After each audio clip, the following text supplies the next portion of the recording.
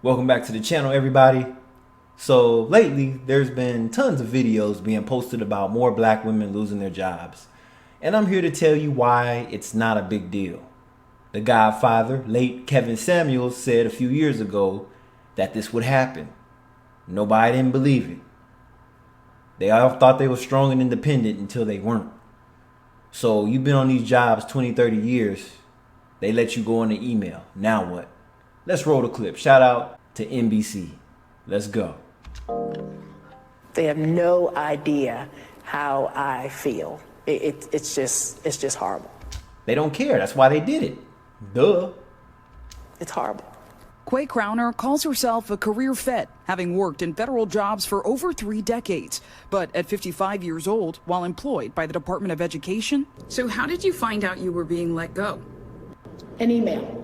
And she The coward way. She got let go in an email. And that's how most people are getting laid off by their jobs. Either a pink slip or an email. She's not alone. The latest jobs numbers revealing there were 300. Since February to July. That's a lot of people. Let alone just one race. That's a lot of damn people. So at 55, what do you do now? Because now you face age discrimination.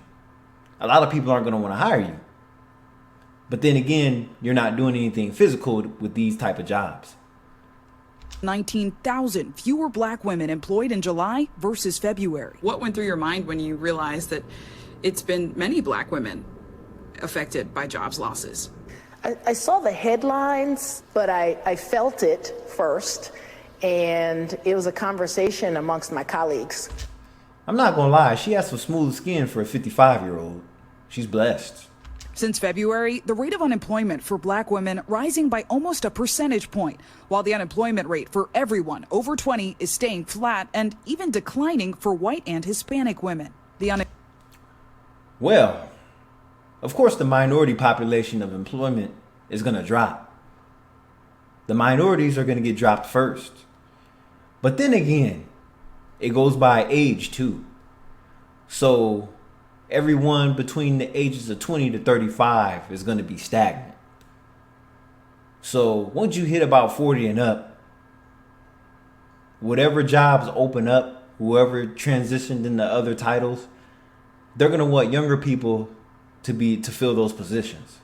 So age discrimination is going to always be there. It's no different than looking for a mate. A man in his 50s, a successful man in his 50s is more than likely going to choose a woman between the ages of 28 and 32. That's just how the game goes. So you could relate it to something like that. Unemployment rate for black men also jumping. The losses that have occurred. Yeah, black men, unemployment for black men is always going to be higher because more black women hold college degrees than black men do. So these women with the bachelor's and master's degrees, they're able to get jobs that most black men don't qualify for. But then again, it's not always what you know, it's who you know as well. Over the first half of this year have disproportionately been borne by black women. Valerie Ralston Wilson is director of the program on race, ethnicity, and the economy at the Economic Policy Institute. She says the Trump administration slashing jobs across federal agencies is having an impact. We're cutting down the size of government. We have to. We're bloated. Everything is getting cut, whether it's government or a private organization. The goal is to always look for ways to save money, which means a lot of people are going to lose jobs, and these companies and organizations are going to look for ways to not pay people benefits by cutting jobs. We're sloppy. We know that black women are about 12% of the federal workforce, which I believe is about double their share in the workforce overall. So losses in that sector, you would expect to have a larger impact on black women. But with federal employment dropping by only about 70,000 people since February, the numbers can't tell the whole story. Only. That's still a lot. It hasn't even been a year yet and you dropped that many people. So that's a large number. What is it going to be next summer? Wilson says cuts to diversity, equity, and inclusion initiatives across the public and private sectors are also starting to show up in national numbers. Not so much that all of a sudden all the black workers are being let go, but if you're cutting out departments that do that, I mean, the people that worked in those departments were, more likely to be black workers. The White House pointing to record low black unemployment rates during President Trump's first term and telling NBC News in a statement in part, the president is committed to fostering an economy that creates opportunities for all Americans, citing the administration's deportation efforts as opening up jobs previously held by undocumented immigrants. Now, some black women are fighting their terminations. Quay Crowner, based near Annapolis, Maryland, is now part of a class action lawsuit with the ACLU, alleging discrimination by the Trump administration, including the Department of Education. The DOE telling NBC News its employment decisions were made without regard to employees' race, gender, or political affiliation. Suggestions otherwise are unfounded. Well, see, the thing is, when they look at the reports of how many people were included in the cutbacks, it's going to be mostly minorities that face the cutback. So that's how they make up their mind right there. So that means more unemployed people and higher lawsuits. So that's how you do that math right there. Trust in government is so broken. I mean, you were never supposed to trust the government in the first place. Working for them and trusting them is two different things. But if you're just all in, and then we have the whistleblowers, we have the under the table for promotion workers. And you know what I mean by under the table. Some people have to sleep their way to the top or to get other positions. You have to know somebody, relative. And a lot of these jobs are non-union. So you know there's going to be a lot of sex involved.